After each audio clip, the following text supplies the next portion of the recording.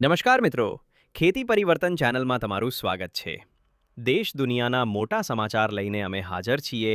સમાચાર ઉપર એક નજર કરીએ તે પહેલા ચેનલમાં નવા છો તો ચેનલને જરૂરથી સબસ્ક્રાઇબ કરી લેજો. ની સભામાં પથ્થરમારો અને ટીયરગેસના શેલ છોડાયા, ખેડૂતો અને પોલીસ વચ્ચે ઘર્ષણ.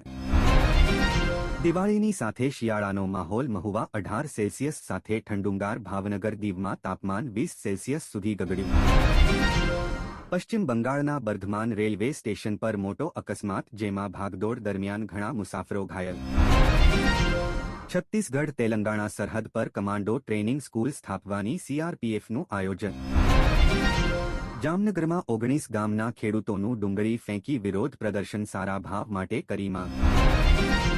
બોટાદ મહાપંચાયતમાં ખેડૂતો અને પોલીસ વચ્ચે ઘર્ષણ. પથ્થરમારામાં અનેક લોકો ઘાયલ. ગુજરાતની 2 ફાર્મા કંપનીનું કફ સિરપ ડ્રગ ટેસ્ટમાં ફેલ. ગુજરાત સરકારની ચેતવણી. રાજસ્થાનમાં એલર્ટ. પંચમહાલથી સીએમ ભૂપેન્દ્ર પટેલ કરાવશે રવિ કૃષિ મહોત્સવનો પ્રારંભ. 3 લાખ ખેડૂતોને 500 કરોડની સહાય. અયોધ્યામાં 9 કરોડનું બેંક બેલેન્સ ધરાવતા મહંતનું રહસ્યમય મોત. બિહાર ચૂંટણી પહેલા યાદવ પરિવારને ઝટકો. કોર્ટે આ કેસમાં લાલુ રાબડી અને તેજસ્વી વિરુદ્ધ આરોપો ઘડ્યા. ગાઝામાં યુદ્ધ સમાપ્ત થયું. ડોનાલ્ડ ટ્રમ્પ મધ્ય પૂર્વ માટે રવાના થયા. અમેરિકામાં પ્લેન ક્રેશ થઈને ટ્રક પર પડ્યું અને આગ લાગી. સદનસીબે જાનહાનિ ટળી. અંબાલાલ પટેલની મોટી આગાહી. ગુજરાતના અનેક વિસ્તારોમાં અનુભવાઈ રહ્યો છે ઠંડીનો ચમકારો.